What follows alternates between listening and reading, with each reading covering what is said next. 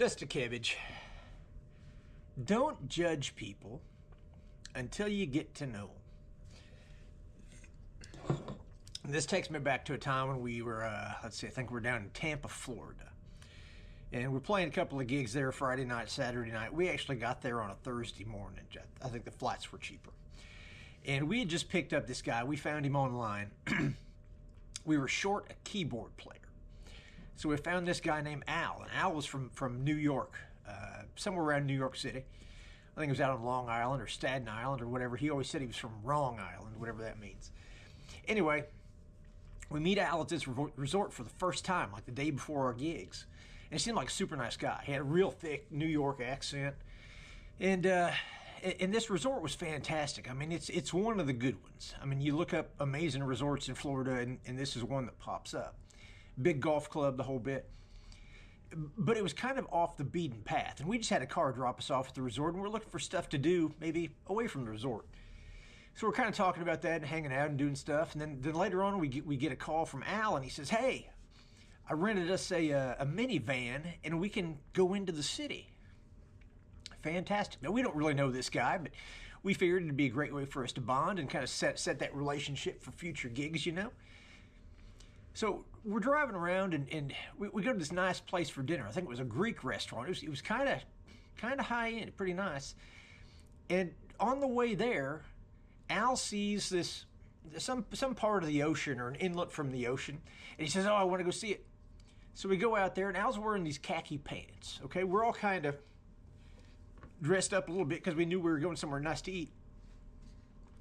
And we're out there walking around, you know, the water, and everything's fine. Then all of a sudden, we hear all this splashing around. Al had gotten into the water.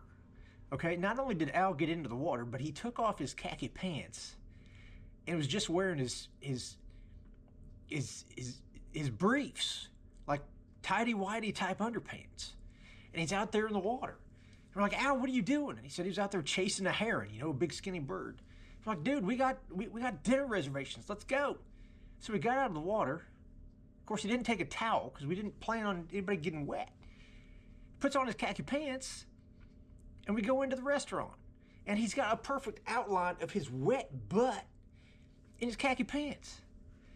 Okay, so we survived dinner. Then we go out, and Al had already loaded up the minivan with the trash cans from his hotel room, filled them with beer and ice. I'm like, well, that's kind of nice. So, you know, we're out there having a good time, doing different things around town, enjoying some sights and just having a good time. Then it got time to get back to the hotel. And Al he'd had several drinks, so I was driving at this point because Dusty's kind of responsible. And I'm like, "Al, we need to pull over somewhere and get rid of all these empty bottles you brought with us in these trash cans. You know, bottles are all empty now." So all of a sudden, we're going down like a main drag. You know, not a highway, but a main road with like hundreds of cars. All of a sudden, Al slides the door open on the van and starts dumping all the ice and the bottles out in the street. And it's nighttime, and all I can see in my rearview mirror is all these headlights going all which way, trying to avoid all this trash this dude's just dumped out on the highway or the road. What in the world? This guy's a nut. So then we're heading back to the hotel, and Al's like, "I'd really like to stop and get some candy bars at a convenience store real quick. I need some food in my belly." Fine. Pull in a convenience store. We park out front in his big glass windows and everything. We can see everything inside. Al runs in to get his candy bars. Not only does he go in and get his candy bars, he goes in and gets his candy bars, sits down in an aisle and eats the candy bars, then runs out the front door. What in the world? So what I'm saying is you can't really judge anybody until you get to know them and see how they act and behave. And we kind of had an inkling that maybe Al was a nut on the front end of all this. But once we got to know him, we absolutely learned he was 100% kook. So the moral of that story is don't try not to judge a book by its cover.